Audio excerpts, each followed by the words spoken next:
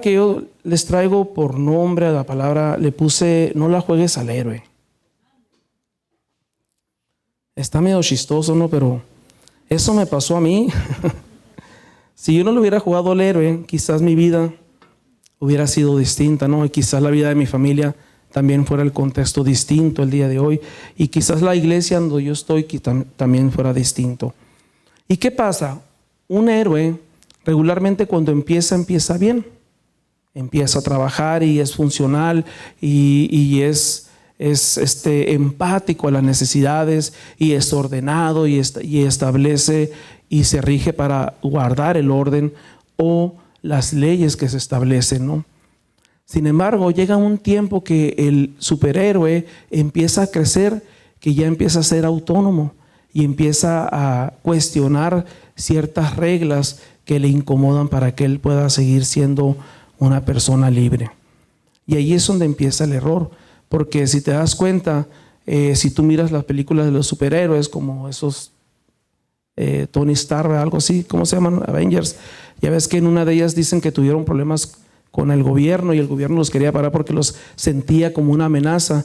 Entonces ya ellos no pudieron ser superhéroes, sino forajidos del gobierno. Y así a veces nos pasa a nosotros como hijos de Dios, porque crecemos tanto, Dios nos da la bendición, nos lava, nos transforma, nos bendice, nos hace prosperar y crecemos tanto que de repente sentimos que las limitaciones que Dios pone o las regulaciones que Dios pone en su palabra nos estorban para poder seguir proyectándonos a una visión que Dios ha bajado en nuestras vidas.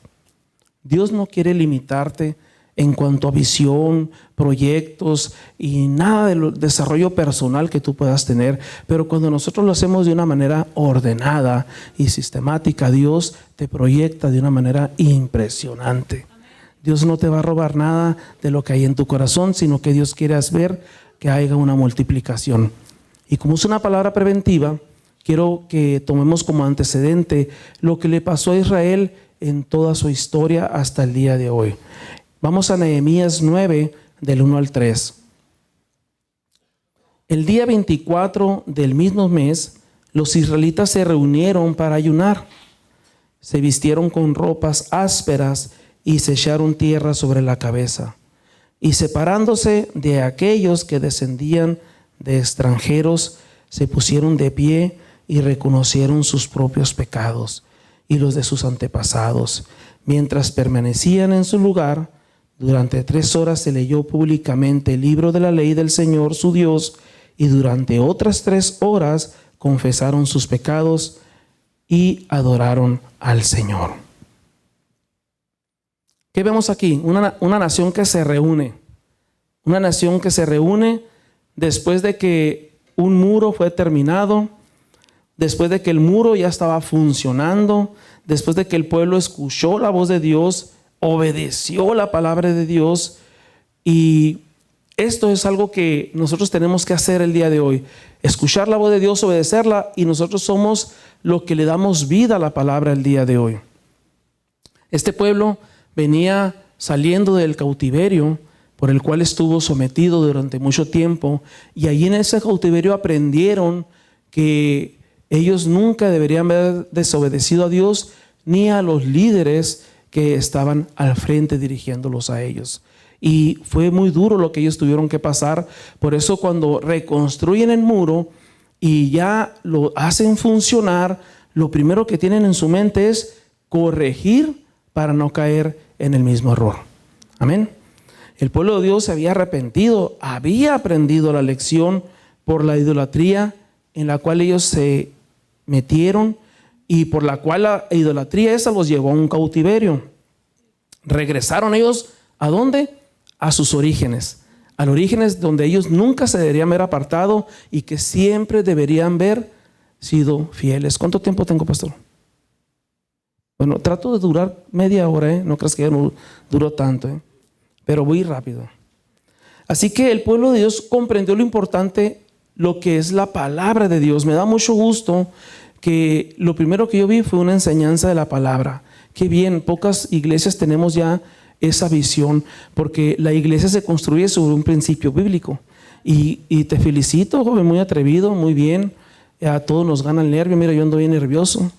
Siempre me pongo nervioso, pero es una bendición. Pocas iglesias están teniendo esto, y muchas iglesias que pasaron a través de la pandemia por no tener un cimiento base la palabra, hoy ya no existen. Amén. Así que ellos estaban con un espíritu contrito, humillado, y esto lo plasman estos pasajes. Ellos empezaron a vestir con ropas ásperas, empezaron a tener lecturas de la palabra, empezaron a hacer muchas cosas que era un indicador de que estaban arrepentidos y estaban humillados delante de la presencia de Dios. Y así como yo, que fallé y me dolió hasta el alma haber fallado y verlo perdido todo, ya no quiero volver a fallar. El pueblo de Dios estaba viviendo eso. No querían volver a fallar. Por lo menos aquellos que entraron a habitar a esos nuevos muros ya no querían volver a estar bajo cautividad. Hoy nosotros, iglesia, tenemos que entender lo que Dios tiene para nosotros por medio de su palabra. En la iglesia no se trata de un sentimiento, no se trata de una emoción, no se trata de una idea, no se trata de creer, de sentir, de pensar. Se trata de establecer cada pensamiento, alinearlo a la palabra de Dios para que podamos ser funcionales dentro de esta gran familia que están haciendo aquí en Fuente de Fe y Esperanza. Y si nosotros llegamos a entender esto, vamos a evitar un montón de problemas en nuestras vidas. Vamos a evitar tener problemas emocionales, espirituales y de todo tipo de problemas. Fíjate que cuando el enemigo nos lleva de una manera sutil a querer ser superhéroes o a querer sobresalir en algo sobre los demás, finalmente son estrategias que él utiliza para que poco a poco te vayas apartando del propósito de Dios, del rebaño, y entonces seamos presas fáciles para él. Yo pensé así, y yo decía, yo llegué en un momento a pensar, yo no ocupo ni la iglesia ni el pastor que me esté diciendo las cosas, yo no ocupo nada de eso. Y finalmente ese fue el principio de mi autodestrucción, porque me destrozó totalmente, literalmente. Hice cosas que en mi vida pensé que iba a llegar a ser. Estuve en lugares que en mi vida jamás pensé que iba a estar. Y eso hasta el día de hoy, iglesia, me duele en lo más profundo de mi corazón. Peñasco para mí no representan dos cosas: un nuevo nacimiento y una enseñanza bien tremenda. Si se dan cuenta los pastores, yo casi no vengo a Peñasco porque cada vez que yo llego a Peñasco me conmueve mi corazón. Donde fui un hombre derrotado, me fui derrotado de aquí, muy adolorido y muy avergonzado. Y eso fue lo que el enemigo hizo porque yo quise jugarle al héroe. Yo no ocupo estar yendo cada domingo. Yo no ocupo estar yendo a cada reunión. Y eso lo decía a mi esposa. O sea, ve tú que no tienes nada que hacer, pero yo tengo muchas cosas que hacer. Tengo que trabajar, tengo que proyectarme. Yo soy el que pago esto, yo soy el que tengo aquí. O sea, y yo empezaba a hacer ese tipo de pensamientos y no me daba cuenta que era el principio de mi destrucción. El enemigo quería derrotarme.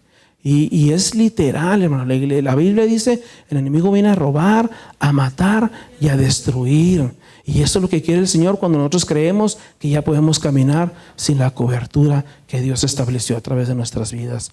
Así que para esto, iglesia, primer punto es, ¿cómo son las vestiduras? Recuerda que la Biblia dice, y cambiaron sus vestiduras y se pusieron ropas ásperas, señal de vergüenza, señal de humillación y señal de que estaban verdaderamente arrepentidos. Y cada vez que nosotros venimos a un lugar tan hermoso como este, ¿cómo son nuestras vestiduras cada vez que nos presentamos delante del Señor?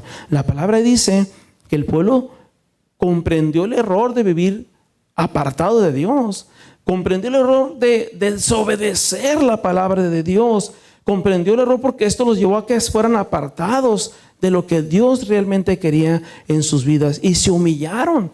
Aquí el problema no es cómo eran tus vestiduras antes. Aquí el problema no eran cómo eran mis vestiduras antes, las mías. Ya Dios me transformó. Ahora, ¿cómo son el día de hoy? Reveras que Dios me ha dado una oportunidad hermosa de poder tener una visión más amplia de lo que Dios quiere hacer en la iglesia y en mi vida. Y lo que yo trabajo por mi familia, porque hay un legado, hay una herencia en la cual ahora yo estoy trabajando. Antes yo trabajaba por dejar un legado material, una finanza, un hogar, un patrimonio, pero hoy trabajo para dejar una herencia eterna. Y aunque mis ojos no lo puedan ver, yo sé que esto se va a cumplir, porque Dios es fiel. Ahora, qué importante es que nos arrepientamos. Fíjate que en Primera de Reyes 21, del 27 al 29 dice: cuando Acab escuchó todo esto, se rasgó la ropa, se puso ropas ásperas y ayunó. Dormía con esas ropas y andaba muy triste. Entonces el Señor le dijo a Elías. Elías es un profeta tremendo, hermanos. ¿Has visto cómo Acab se ha humillado delante de mí? Elías era un profeta duro. Se tenía enemistad con ese rey, fuertemente. Estaban enojados porque uno era espiritual y el otro no. Pues dice el Señor: por haberse humillado ante mí, dice, no traeré el mal sobre su familia mientras él viva. ¿Por qué? Porque Dios sabía que solamente el arrepentimiento estaba en él, no en su esposa y no en sus hijos. Así que, sino que en la vida de su hijo. Y claro que hoy entendemos que las ropas ásperas eran un simbolismo de lo que debe ser nuestro corazón. ¿Cómo está nuestro corazón cada vez que nos llegamos aquí? La palabra dice que el pueblo judío, cuando tomó Nehemías y el mismo rey, cuando se presentaron ante Dios con un corazón contrito y humillado, ¿qué dice la Biblia? Es un corazón que el Señor no puede rechazar. ¿Sí? Así que Dios, en su grande amor y misericordia, vio con agrado las intenciones tanto del corazón del rey como el corazón del pueblo, que lo hizo públicamente, y empezaron a escudriñar las palabras para identificar cuáles habían sido los errores que los llevaron a apartarse de lo que el Señor quiere hacer. Qué importante es, iglesia, verdaderamente que el día de hoy nosotros nos presentemos con una vestimenta correcta delante del Señor. Delante de su presencia debemos de dejar de ser quienes somos en nuestra vida natural. Debemos dejar nombramientos, debemos dejar títulos, debemos dejar empresas, debemos dejar logros, éxitos, visiones, el poder, el prestigio, el estatus social y tantas cosas que nos mueven allá, que el día que tú entres por esa puerta debes de entender: oh, me tengo que cambiar mi vestidura porque aquí no soy más que un hijo de Dios, un hijo de Dios. Y a veces ese sentimiento de poder ser reconocido afuera, queremos llegar aquí a este lugar y querer ser reconocidos como tales, y no hay preferencias. Dios no hace acepción de personas cuando Dios mira un corazón contrito y humillado. Así que la otra y la segunda, que para mí es importante para poder cambiar nuestras vestiduras de tal forma, primero tenemos que reconocer. Y dice Nehemías que el pueblo reconoció, por eso se puso a leer la palabra 3 horas. Porque si no reconocemos, si hay un estadio emocional, sentimental en nuestras vidas de negación, imposiblemente, la palabra es muy poderosa, pero si estamos negándonos realmente a una realidad de cómo son nuestras vestimentas, imposible que Dios haga algo. Imposible. Podremos traer los mejores predicadores, los mejores conferencistas, los más ungidos, los más santos, los más escogidos, pero si no reconocemos que nuestras vestimentas no son las agradables para el Señor, Dios no va a hacer nada. ¿Sabes por qué, iglesia? Y yo sé que lo sabes, porque Dios escudriña y pesa corazones. Reconozcamos nuestra debilidad y apartémonos de todo aquello que nos puede contaminar. Y ciertamente, iglesia, todas las debilidades que podamos tener en esta gran familia son distintas. Mis debilidades, las que yo tengo, son muy distintas a las debilidades que tiene el pastor Efrén. Y las debilidades que tiene mi esposa son muy distintas a las debilidades que tiene la pastora. Y no se trata de enfocarnos en la debilidad, sino de reconocerlas y pedirle el auxilio al Señor, y por medio de los líderes, de los pastores, que nos instruyan y nos hagan reivindicarnos en el camino que trae bendición y vida eterna para nuestras vidas. La palabra dice que el pueblo judío, cuando reconoció su debilidad, se apartó ¿de quiénes? De aquellos que descendían de extranjeros. Porque por medio de aquellos que descendían de extranjeros fue como el enemigo se infiltró y metió una doctrina contraria a la que el Señor quería traer. Dios es bueno, hermanos, y siempre Dios, a través de estas enseñanzas y muchas más que ha dejado a través de la palabra, no solamente es que nos enseñe, sino que nos prevenga de que cuando nosotros podamos identificar, ¿sabes qué? Este pensamiento no es agradable al Señor, cambiar inmediatamente y reivindicarnos en el camino correcto. En Primera de Reyes 18:21 dice: y acercándose Elías a todo el pueblo, dijo: ¿hasta cuándo claudicaréis vosotros entre dos pensamientos? Si Jehová es Dios, seguidle, y si Baal, id en pos de él. Y el pueblo no respondió palabra. Qué tremendo es esto, ¿no? Nosotros creemos en el Señor y es imperativo, iglesia, que entendamos los principios bíblicos, no las condiciones que nosotros queramos poner aquí, los principios. Y los principios Dios los establece a través de ¿quién? De los pastores que Dios ungió y les dio la visión de establecer algo en este lugar. Y esto no va a cambiar. Por más que crezcas, puedes brillar, puedes sobresalir, puedes trascender, pero Dios te puso bajo cobertura. Y eso es lo que nosotros debemos de entender como iglesia, que si Dios estableció esto, dice ir y seguir en pos de él hasta que Él te dé el banderazo. Y si es el mundo, pues es ir en pos del mundo. Elige. Pero dice la Biblia que cuando Elías les comentaba esto, el pueblo no respondió nada. Y esto pasa, iglesia, cuando no hay un arrepentimiento genuino. La verdad. Cuando no hay un arrepentimiento en verdad, cuando no te duele y es porque no estás arrepentido. ¿Cuántas veces nos hemos arrepentido por lo mismo? Una y otra vez por lo mismo. Y que ahora sí va la buena. Y que ahora sí vas a ver. Y que ahora sí te voy a demostrar. Pero no es eso. Simple y sencillamente cuando nos equivocamos 2 o 3 veces por la misma cosa es porque no hay un arrepentimiento de corazón. Y eso cuando tú hablas de que ahora sí me arrepiento, y ahora sí va la mía, eso es mentira. Cuando no sale ese corazón. Una cosa es verdad. Una cosa es que estemos avergonzados cuando nos descubren de que era cristiano y que después me encontraron fumando, tomando, diciendo albures, contando chistes rojos o haciendo cosas incorrectas. Tú sabes de cuáles te quiero decir, ¿verdad? Y una cosa es que de repente te miren y que te sientas avergonzado, mas no arrepentido. Yo conozco un hermano que platicó y fue una experiencia personal. Y dice él que le gustaba cantar. Le gusta mucho cantar. Y dice él que pues se ofertaba para ir a eventos de alcance. Y cantaba y dice que Dios lo usaba. Él dice, yo le quiero creer. Y resulta que dice que una vez le tocó ir a una campaña evangelística, lo invitaron a cantar y va. No tenía carro, se fue en camión, va y canta. Fue un momento glorioso. Y dice que cuando se regresa a la campaña, se sube el camión. Dice él, hermanos, yo le quiero creer, que cuando estaba haciendo frío, se pone una chamarra y que casualmente en esa chamarra se encontró un cigarro. Y pues dice, ya me lo encontré, pues me lo fumo, de modo que lo tire, ¿verdad? Y dice que agarra y que lo prende. Dice que estaba muy a gusto absorbiendo el cigarro, el humo. Y que se le para una hermana enfrente y dice, hermano, ¿es usted el que estaba dirigiendo allá? Y qué vergüenza, ¿no? Y muchas veces el enemigo es lo que hace. Y no es que nos arrepientamos, sino que nos da vergüenza ser confrontados con una realidad a la que nosotros queremos decir. Pero cuando hay arrepentimientos, sí te voy a decir algo, iglesia.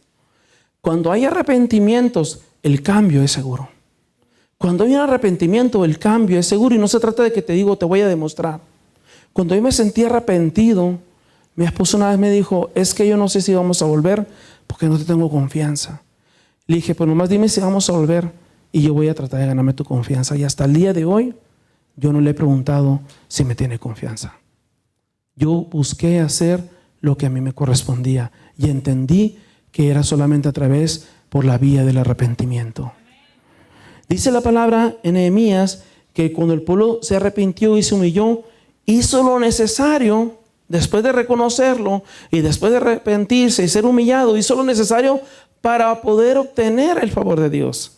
Porque una cosa es que te arrepientas y te humilles, pero tampoco Dios no quiere que te quedes ahí todos los días dándote golpe de pecho. Sí, es que yo fui pecador. Sí, es que yo fui muy malo. Sí, es que yo la regué. Y sí, puedes quedarte con ese sentimiento o decirte, hoy, ¿qué tengo que hacer? Porque me quiero reivindicar delante de su presencia. Y ahí ellos empezaron a trabajar, dejando atrás hábitos, costumbres, ideas, formas, estilos de vidas que ponían en riesgo su relación con Dios. Y empezaron a trabajar de esa manera. ¿Por qué? Porque era un tiempo de restauración. Era un tiempo de restauración nacional. Y era tiempo de restaurar su comunión con Dios. Hoy tenemos un tiempo importante todos los días de restaurar nuestra comunión con Dios. Es necesario que entendamos primeramente y reconozcamos cuáles son nuestras debilidades. ¿Qué es la idolatría que aparta o nos aparta hoy del Señor? ¿Qué es lo que nos aparta? ¿Qué nos está pasando el día de hoy?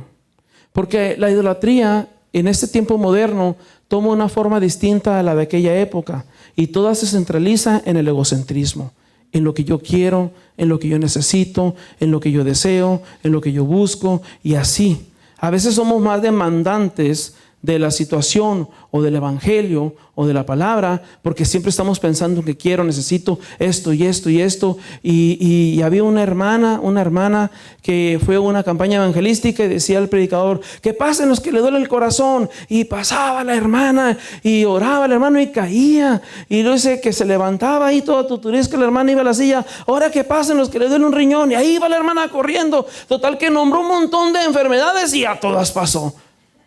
Y decía a su esposo, porque me lo platica, dice, ya me estaba cayendo gordo el amigo, cada rato que iba mi vieja iba allá, me la tumbaba, dice.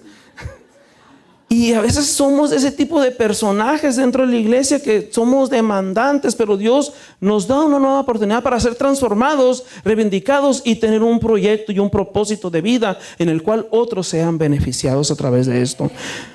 Así que todo se centraliza en el yo. Quizás hoy no nos estamos arrodillando ante los ídolos. Te digo que yo soy malo para expresármelos, porque la R se me traba y otras palabras más. ¿Sí? Sin embargo, adoramos lo que es el materialismo. ¿Cuánto tiempo le dedicamos para estar comprando cosas? Porque quiero mi casa, porque quiero mi carro, porque quiero esto. Y a veces esas cosas, hermanos, nos sacan del propósito de Dios. Te digo, yo me esforcé 10 años de matrimonio para darle lo mejor a mi esposa y a mis hijos. Y el enemigo en menos de 2 años me quitó todo lo que tenía. Honra, prestigio, dinero, lo poquito, lo mucho, todo. Me quedé en la calle. Cuando menos pensamos, despertamos un día en una cuarto, porque la casa que tenemos ahorita allá en San Luis estaba rentada y la rentera no se podía salir, y cuando menos pensamos despertamos y mi esposa llorando en un cuarto de madera con un montón de hoyos. Y a mí se me partía mi corazón, iglesia, porque tanto que luché para dejar un bienestar a mi familia, tanto que le puse empeño y no me estaba dando cuenta que el enemigo me estaba.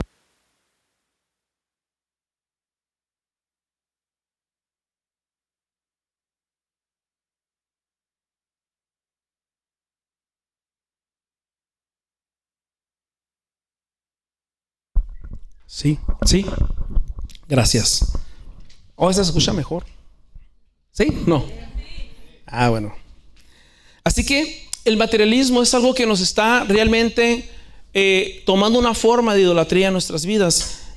¿Lo cambio? Bueno, ya regresé. El materialismo está tomando una forma de idolatría en nuestras vidas e inconscientemente nos está apartando de lo que realmente hoy tiene que ver con el propósito por el cual nos reunimos cada tiempo aquí en su presencia. También otra cosa que toma forma de idolatría es el orgullo.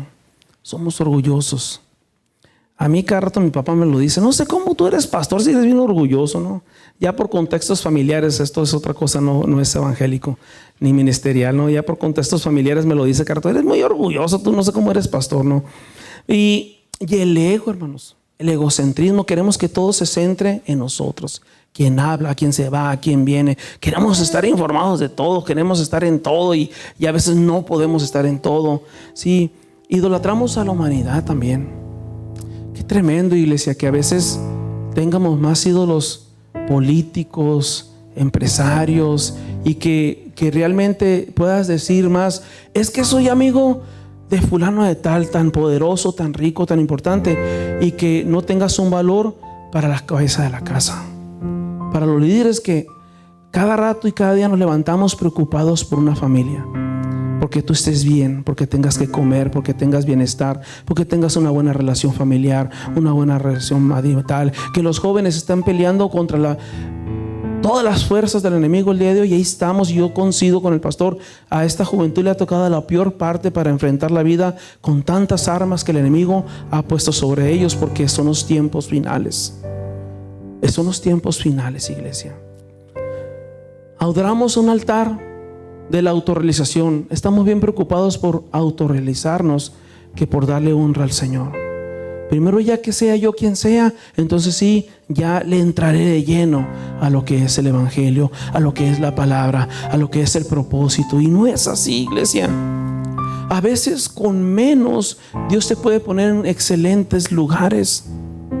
Algo que el Señor me hablaba para el pastor Efrén es que le va a abrir una conexión con un político que el pastor pensó que ya se había cerrado. Eso lo abre. Y otra cosa que también el Señor me reveló, que a través del pastor viene una sanidad para su hermano. A través de él. El Señor tiene cuenta de todo. Todo, de todo, de todo. El Señor está obrando de una manera poderosa. Y yo sé, iglesia, que todos los días fallamos y es imposible. Yo todos los días oro en la mañana y le digo, Señor, gracias por tu amor, gracias por tu misericordia, gracias por tu perdón. Y salgo y hoy, Señor, no quiero apartarme de tu camino. Es más, tápame mi vista y no quiero ver ni a derecha ni a izquierda, y quiero caminar por este vallado que tú has trazado en mi vida. Y hoy no voy a hacer corajes, y hoy no voy a pecar, y como a la media hora ya estoy peleándome con alguien. Todos los días fallamos.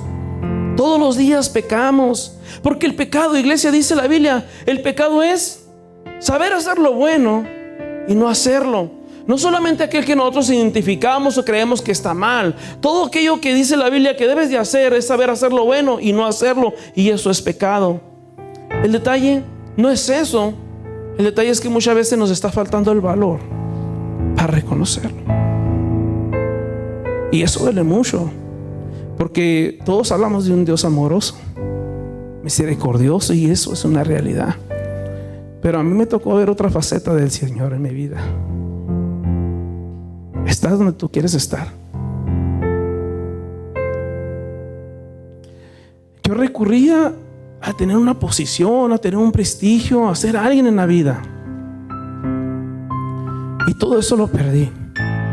Dependía de mi esposa, dependía de mi familia, dependía de todo el mundo, y eso era mi idolatría, eso era mi Dios. Y cuando ya no tuve a nadie, dice, Señor, aquí estoy yo, siempre he estado aquí. Siempre he estado aquí. Y eso es Dios en nuestras vidas, iglesia. No juegues al héroe tu vida, no la juegues al héroe. Que el enemigo no venga a susurrarte con cosas tan simples y sencillas, porque cuando menos pensamos estamos enredados en una gran telaraña que ya no sabemos cómo salir. Porque cuando yo quería salir de esta situación, ya no había nadie que pudiera ayudarme. Humanamente ya no había nadie que pudiera ayudarme, y solamente Dios me llevó a eso. Y Dios, en su grande amor, iglesia, me dijo, si tú vuelves a hacer lo que hiciste, te voy a regresar al lugar donde yo te saqué.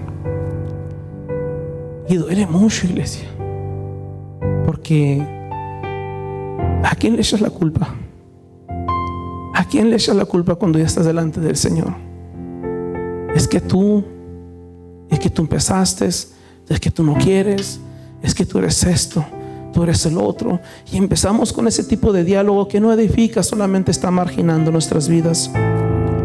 Nos cuesta mucho entrar en la presencia de Dios cuando nosotros no queremos cambiar o reconocer cuáles son nuestras vestiduras cuando estamos delante de su presencia.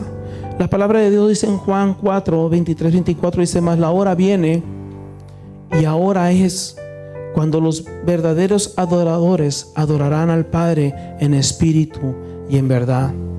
Porque también el Padre tales adoradores busca que le adoren. Dios, dice, es espíritu, y los que adoran en espíritu y en verdad es necesario que le adoren. Dios busca que le adoremos en espíritu y en verdad, y sellar con el fuego de su espíritu cualquier falla o pecado que nosotros consciente o inconscientemente estemos cometiendo. No te apartes. Aférrate a tu pastor, aférrate a tu líder, aférrate a esta esperanza que Dios estableció en este lugar. Aférrate, porque mira, gracias a Dios yo te lo puedo contar, aunque para mí siempre ha sido doloroso este tema, pero no todos podemos regresar. No todos tenemos el privilegio de regresar, y hay gente que se está perdiendo. Hay gente que está muriendo sin Cristo. Y la iglesia no puede encerrarse en un centro de capacitación sin ser funcional para lo que se capacitó. La iglesia no se puede encerrar en eso, y hay gente que se está muriendo. Y una vez yo dije: mira, Señor, cada vez que yo tenga la oportunidad de hacerlo, yo lo voy a hacer. Ese fue mi pacto con Dios. Ese fue mi pacto con Dios. Que nuestras vestiduras, iglesia, sean las correctas. Lleguemos ante su presencia con un corazón contrito y humillado. Dice la Biblia que 3 horas estuvieron leyendo.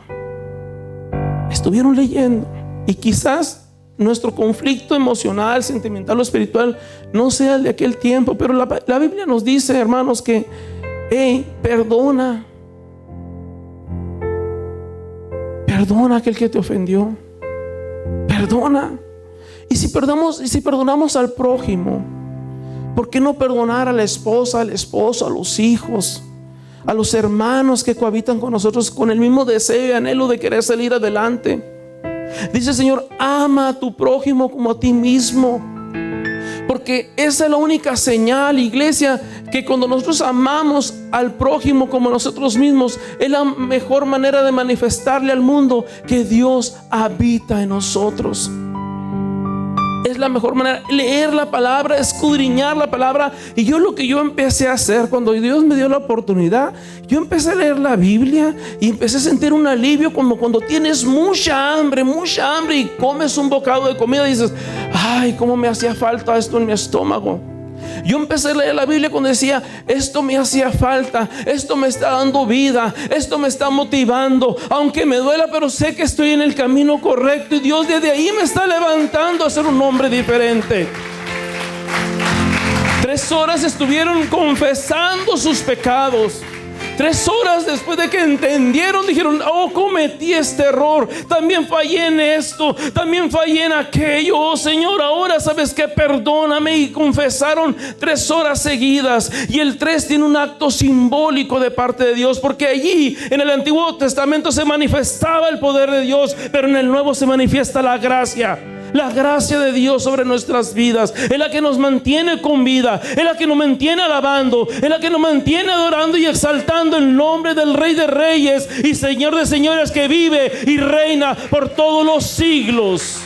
Por todos los siglos. A ese Dios le servimos, a ese Dios le adoramos, a ese Dios exaltamos. Levántate, iglesia, y toma lo que te pertenece. No lo has perdido todo. Es un tiempo de levantarte y tomar lo que el enemigo te ha querido robar.